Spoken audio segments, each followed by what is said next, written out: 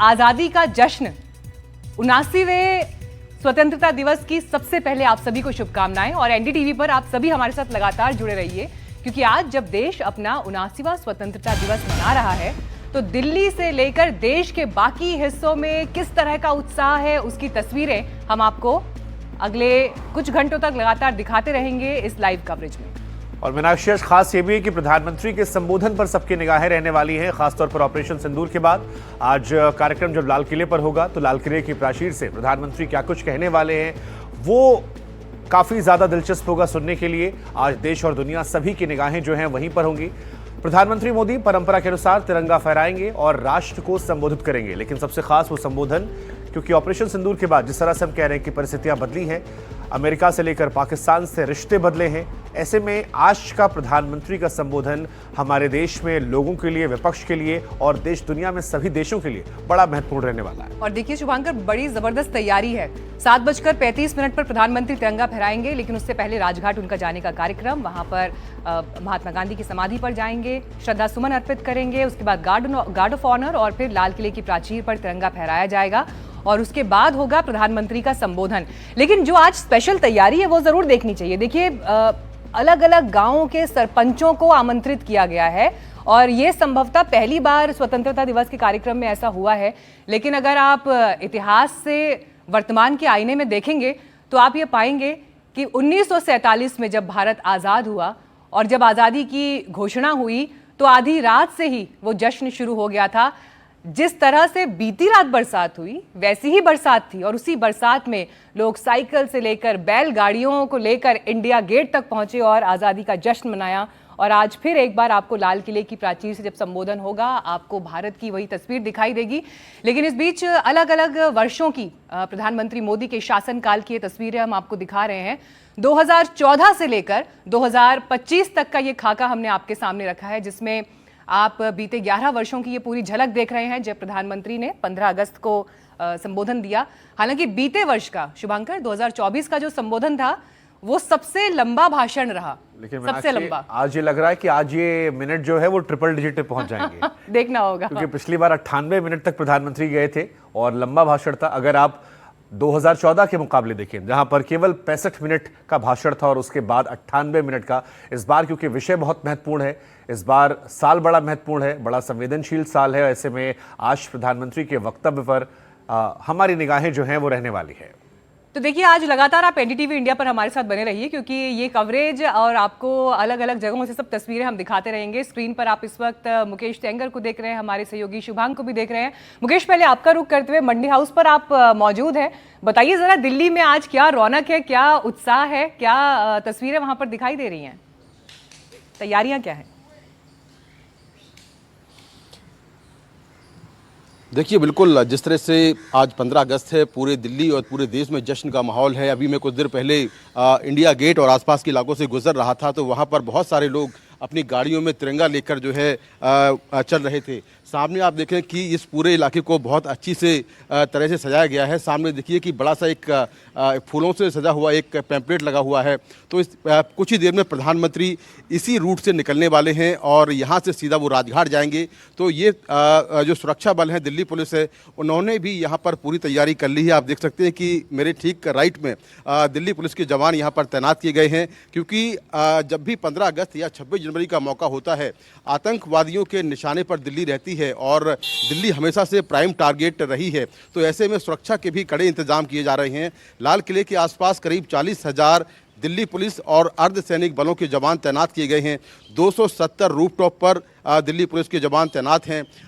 करीब 1000 सीसीटीवी कैमरे इस पूरे रूट पर लगे हैं जहां से प्रधानमंत्री निकलने वाले हैं, या लाल किले के अंदर 1000 सीसीटीवी कैमरे लगे हैं। 8 एंट्री ड्रोन सिस्टम तैनात किए गए हैं, क्योंकि खतरा इस बात का है कि हवाई हमला ना हो। इसके अलावा जो दिल्ली पुलिस है वो पूरा कंट्रोल रूम बनाया है उसने, और वहाँ से वो सुरक्षा के लिहाज से लगातार जो लाल किले के आसपास का इलाका है उसको मॉनिटर कर रही है। तो जश्न के माहौल के साथ साथ सुरक्षा भी बहुत ज़रूरी है, वो हमारे जवान कर रहे हैं। और कुछ ही देर में जो प्रधानमंत्री हैं नरेंद्र मोदी, वो यहाँ से निकलने वाले हैं। तो एक बार मैं फिर से आपको ये जो पूरा इलाका है, हालांकि अभी पुलिस ने काफ़ी गाड़ियों की आवाजाही बंद कर दी है, लेकिन कई ऐसी गाड़ियाँ यहाँ से निकल रही हैं, लोग निकल रहे हैं कि उनके मन में एक उमंग है, उत्साह है और तिरंगा हाथ में लेकर लोग चल रहे हैं। और इस इलाके में भी आपको बहुत सारी जगहों पर ये तिरंगे झंडे लगे हुए नजर आएंगे। तो कुछ ही देर में प्रधानमंत्री यहाँ से निकलने वाले हैं, करीब 7 बजे यहाँ से वो निकलेंगे और यहाँ से सीधा ITO होते हुए राजघाट पहुँचेंगे और राजघाट से फिर सीधा लाल किले जाएंगे। तो इस पूरे इलाके को फूलों से सजाया गया है, जहां ये पूरा जो रूट है, जहां जहां से प्रधानमंत्री निकलेंगे, इवन पूरी दिल्ली को जहां जहां पर जो VIP जोन है पूरा फूलों से सजाया गया है और खास तैयारी है इस 15 अगस्त के लिए। जी ठीक है, हमारे साथ एक और सहयोगी शुभांग सिंह ठाकुर भी है, ITO दिल्ली पर फिलहाल वो मौजूद है। शुभांग, जश्न आजादी के मौके पर क्या तैयारियां हैं और बारिश की वजह से आज कितनी मुश्किलों का सामना करना पड़ रहा है?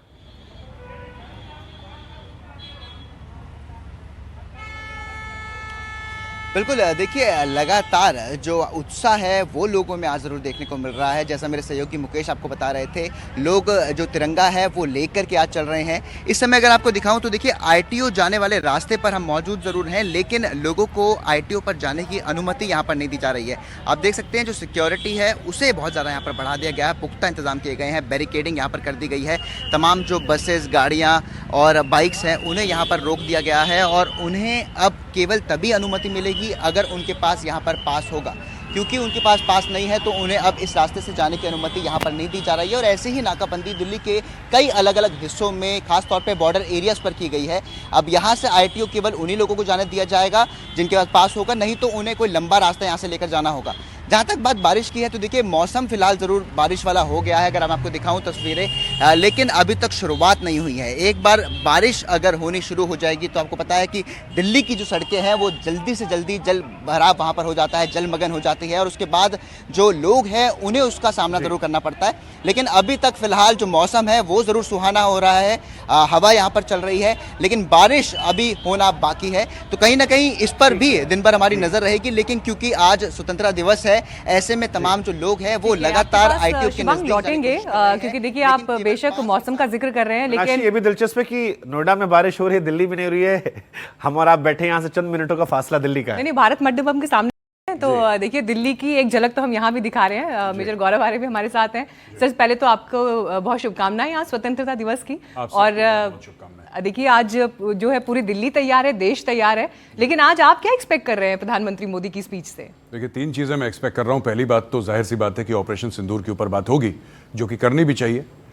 उसके बाद मुझे ऐसा लगता है कि ट्रंप के टैरिफ्स पे अगर डायरेक्टली बात ना भी हो फिर भी इनडायरेक्टली बात होगी। और तीसरी चीज़, जो भारत के और देशों के साथ रीअलाइनमेंट है, चाहे वो चाइना हो, चाहे वो दोबारा एक बार अलाइनमेंट रशिया के साथ हो, और कहीं ना कहीं ये मैसेज प्रधानमंत्री जी आज जरूर देंगे लाल किले की प्राचीर से कि भारत झुकेगा नहीं।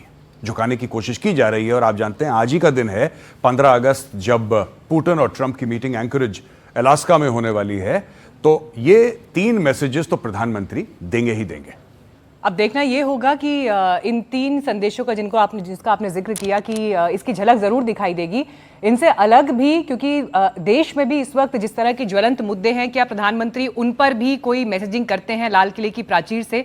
हालांकि बीते वर्ष के भाषण का देखिए, जब हम जिक्र कर रहे हैं, सबसे लंबा भाषण था 2024 का, और हमने ये भी देखा कि उस समय कुछ योजनाओं का भी उन्होंने वहां से ऐलान किया।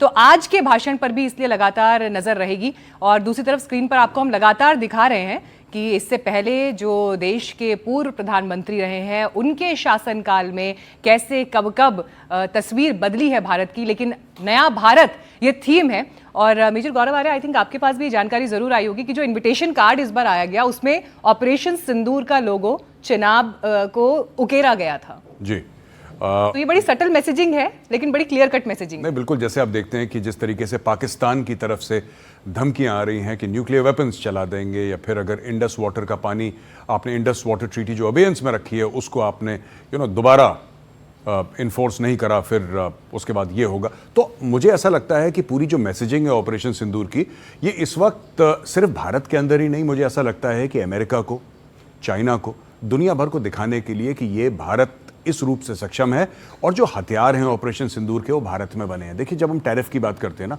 हम ये कहते हैं कि जी हम एक्सपोर्ट कर रहे हैं तो अमेरिका ने एक इंपोर्ट टैक्स लगाया है, लेकिन आज की तारीख में जब हम ऑपरेशन सिंदूर का लोगो लगाते हैं उसके ऊपर, तो ये बात तय हम दुनिया को बता रहे हैं कि जितने भी हथियारों से पाकिस्तान के ऊपर कार्रवाई करी गई है 95% have been made in India, और ये बहुत बड़ी बात है किसी भी देश के लिए। और शुभांकर देखिए, इसीलिए आज हम कह रहे हैं आत्मनिर्भर भारत, नया भारत, अजेय भारत। बिल्कुल सही बात है। लेकिन मेजर गौरव आर्य, अगर एक देश का दर्शक जो आम इंसान है वो आपको सुन रहा है इस वक्त, अगर उसे समझाना हो, आमतौर पर जब प्रधानमंत्री संबोधन रखते हैं तो विकसित भारत का जिक्र होता है, लेकिन इस बार इन्विटेशन कार्ड में ही ऑपरेशन सिंदूर का जिक्र है, तो स्पष्ट संदेश है। इस साल प्रधानमंत्री का संबोधन बीते सालों से कितना अलग है, क्यों हमें ज्यादा गौर से सुनना चाहिए, आप अगर उस बारे में समझाएं तो।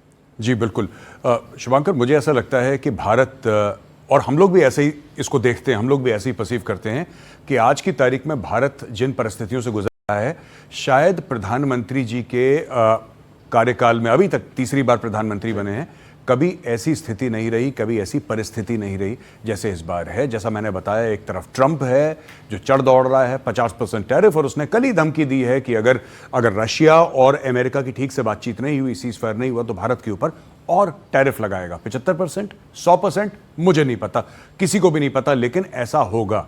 और उसने ये भी बोला है कि साहब, जितना मैं भारत के ऊपर प्रेशर डालता हूं उतना ही रूस रिएक्ट करता है। तो ये जो पूरी बात है ऑपरेशन सिंदूर की, ये जो पूरी बात है कि प्रधानमंत्री मोदी जी के लिए आज क्या नया होने वाला है, पहले 11 बार वो ऑलरेडी एड्रेस कर चुके हैं, 12वीं बार कर रहे हैं, आज नया क्या है। मुझे लगता है कि जो भी परिस्थितियों से भारत गुजर रहा है वो एक बहुत बड़ा एक पॉइंटर रहेगा उनकी स्पीच पे, क्योंकि कभी ऐसा नहीं हुआ जब से वो बने हैं प्रधानमंत्री, कभी ऐसा नहीं हुआ कि चारों तरफ से ऐसा लग रहा हो कि भारत के ऊपर हमला हो रहा हो। अब देखिए, आपने अभी कहा सर कि कैसे इससे पहले 11 बार उन्होंने तिरंगा फहराया, ये 12वीं बार अब फहराने जा रहे हैं, लेकिन इस बीच नई तस्वीरें भी आ रही हैं, वो अपने दर्शकों को हम इस वक्त दिखा रहे हैं, जिसमें आप रक्षा मंत्री राजनाथ सिंह को देख रहे हैं। अब देखिए, ये प्रोटोकॉल वाइज अब आप स्टेप बाय स्टेप कदम देखेंगे, क्योंकि प्रधानमंत्री नरेंद्र मोदी 7:18 पर जब निकलेंगे तो सबसे पहले उनका राजघाट जाने का कार्यक्रम है, और उससे पहले आप रक्षा मंत्री को यहाँ पर इन तस्वीरें देख रहे हैं।